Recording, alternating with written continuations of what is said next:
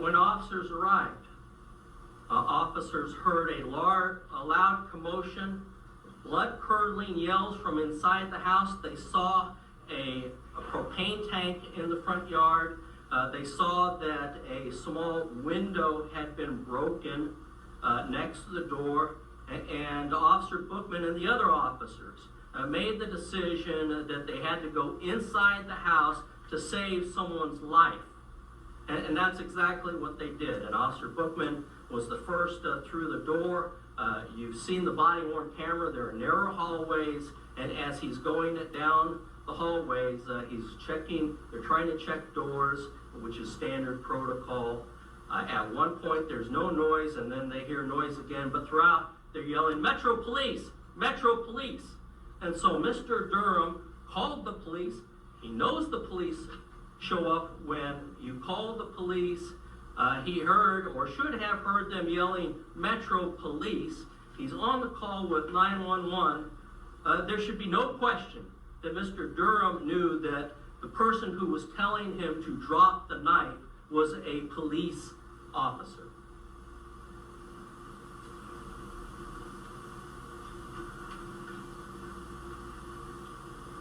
Officer Bookman obviously is the first in the hallway. Because this hallway was so narrow, other officers were behind him.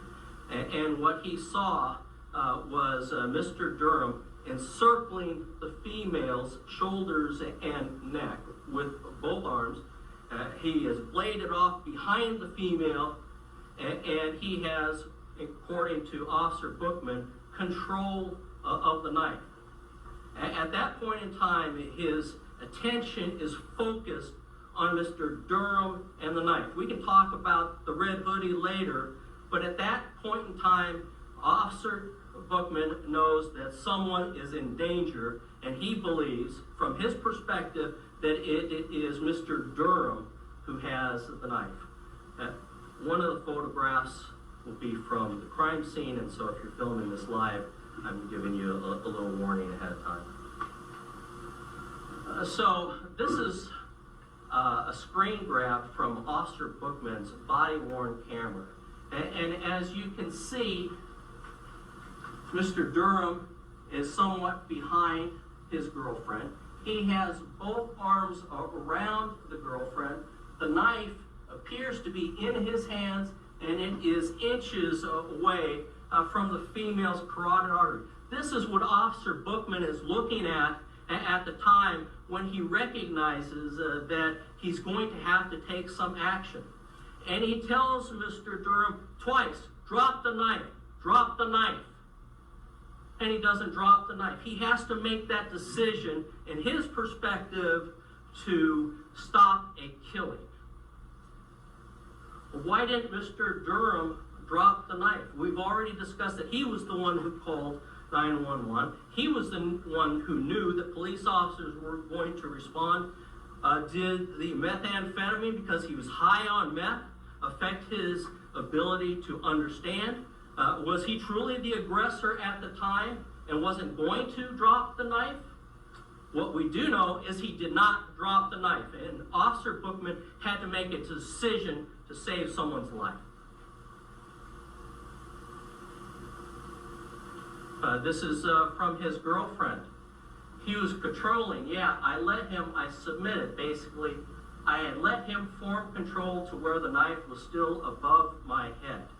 Now, obviously, Officer Bookman didn't know that at the time, but it does corroborate his perception that Mr. Durham had control over the knife and that he was the aggressor at that point.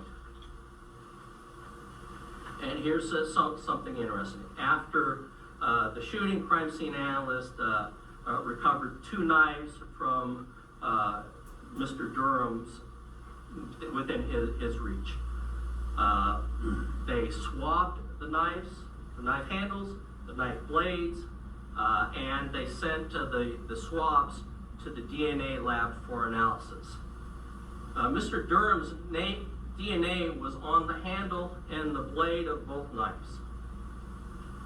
His girlfriend's DNA was not found on either knife. His girlfriend's DNA was not found on the handle, not on the blade of either knife. Now you may say, so what? She introduced the knives. But an inference could be made by a trier of fact that Durham had control over both knives and the female did not. And so when you couple that with the body-worn camera video, with Boudreaux's statement and the DNA, it certainly corroborates Officer Bookman's belief that Durham was the aggressor at that time and he had to take action. You'll see in the following photographs, these are screen grabs, that Boudreaux recognized that it was the police who came in. She says, cops come in, he was controlled, my eyes are closed, I start saying a little prayer, and Boudreaux starts to drop to the ground, and Durham maintains control over the knife and the female. And here are a couple of photographs. And so as you can see, the girlfriend starts to drop. You see her hand, and so her hand is dropping. She recognizes that it is the police. And the question becomes, why didn't Durham drop the knife when police officers, people he called, told him to drop the knife? Perhaps it was because he was high on methamphetamine. Perhaps he was truly the aggressor at the time, that he's angry at his ex-girlfriend who was tearing up his house and threatening him with knives. And here's another screen grab where the girlfriend starts to drop down and Durham still has control over her and the knives. I'm not sure if the picture's coming up in the next screen, but certainly be aware. Durham refused to drop the knife. Officer Bookman has to make an assessment within a split second because Durham has a knife inches away from his girlfriend's neck as to whether he has to use force. And understand that he's not shooting to kill. He is shooting to stop the threat.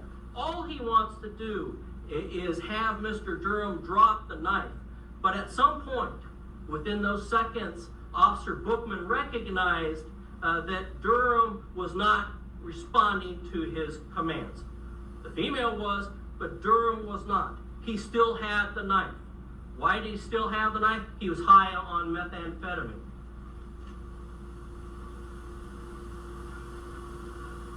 In those split seconds, nothing changed.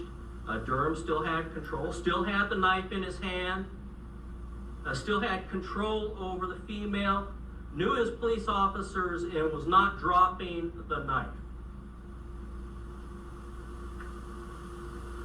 Officer Bookman fired a single round, trying to fire high to avoid hitting who he believed was the victim at the time, the girlfriend. He didn't know whether he had struck Mr. Durham, but he sees Mr. Durham fall backwards along with the female, and Mr. Durham still has control over the knives. He believes that he has not stopped the threat to the female. And so he continues moving forward and fires additional rounds. And here's the picture of, you can see the girlfriend down here. This is Durham, and he still has the knife in his hands. This is what Officer Bookman saw, and this is why he continued to fire to eliminate the threat to this female. This is a crime scene photograph, and you can see a little bit encircled the two knives near Mr. Durham's hands.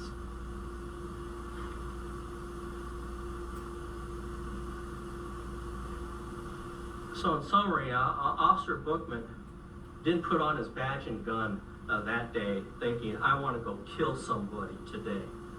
He would have much rather, I am sure, conducted his calls and gone home that evening.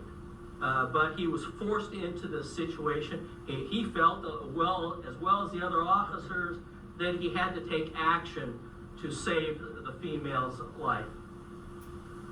And whether you believe, as I said at the beginning, that Officer Bookman shot the wrong person or shot the right person, the aggressor, the person that he believed was a threat to the female, there is no criminal intent. And while I was not part of the deliberations with the grand jury, from our perspective, we believe that there is insufficient evidence to establish that Officer Bookman had criminal intent. And from our perspective, his perception that Mr. Durham was the aggressor and that he posed a threat to the life of the female was justified under the circumstances. And we believe respectfully that the grand jury made the right decision. Now, let's talk about focused attention. There's been much made